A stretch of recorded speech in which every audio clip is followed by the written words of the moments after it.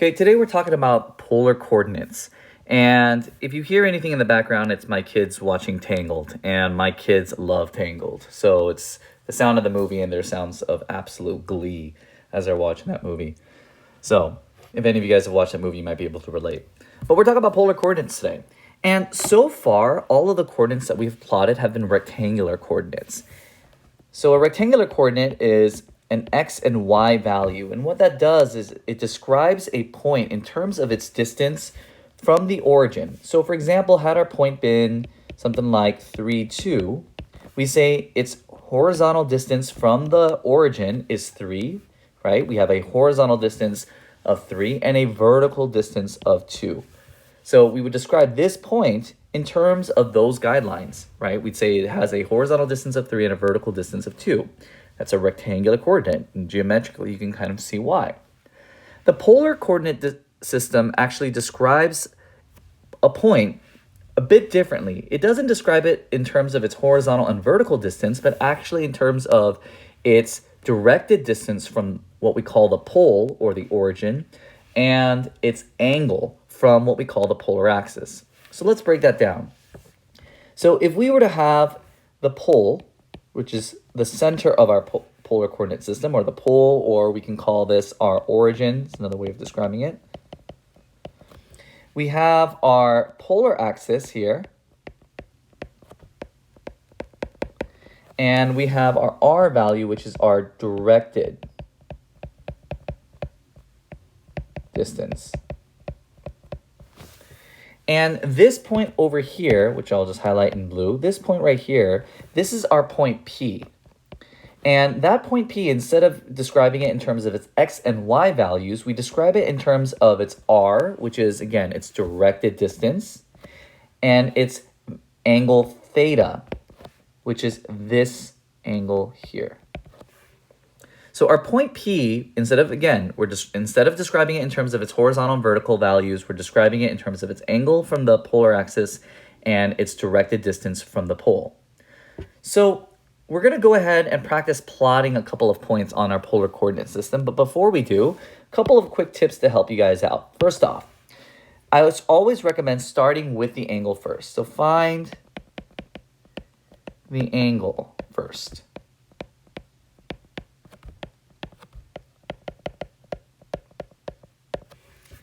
Right? And the second thing is to note that if you end up with an r value that is negative, you're going to want to reflect that r value over the pole. So I'll write that. If r is negative, reflect over the pole. Fix that there. Okay. So let's practice doing that with a couple of values here. So first off, let's start with our p-value. And quick note before we start this, if you haven't already printed out your notes, I strongly recommend actually doing this on your printed out notes instead of just on a piece of binder paper, because it's just going to make it so much more visually appealing and easier for you to navigate. So if I start with my first p-value, and let's just do this one in blue, I always recommend, again, starting with the angle first, pi over 3.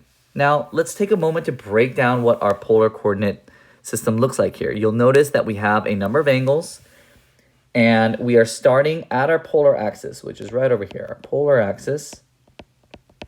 And we start with our polar axis, and we move along in the same direction that we would move along our unit circle. We also have our pole, which is right here in the center. Here's our pole, right? Or also our origin. And something that you probably want to do is label your polar axis. We see a bunch of rings here, and that just represents our distance from our pole. So we're going to make every 2 rings a unit of 1. Okay.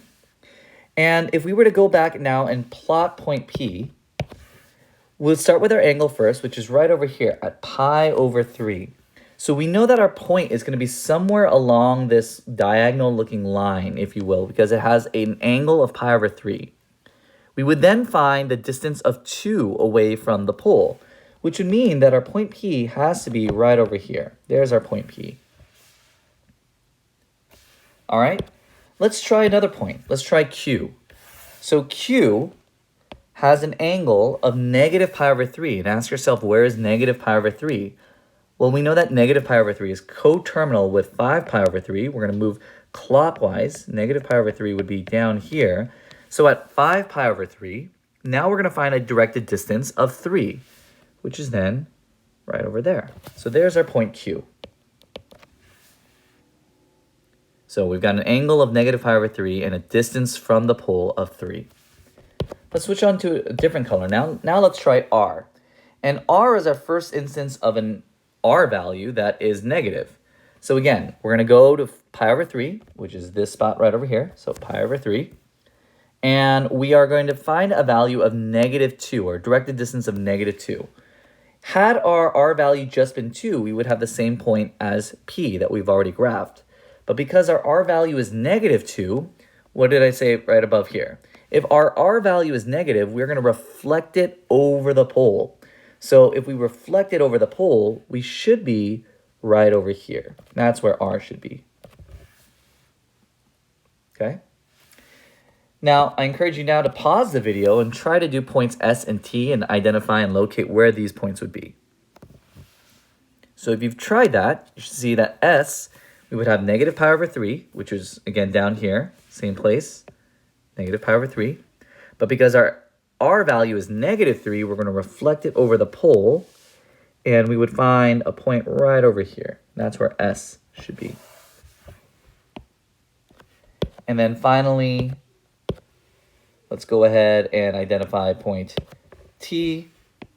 So 4 pi over 3, and then negative 2. Had it been just 2, we'd be in the same spot as R, but because we have negative 2 and we reflect it over the pole, turns out we're in the same exact spot as P. So both P and T are in the same spot.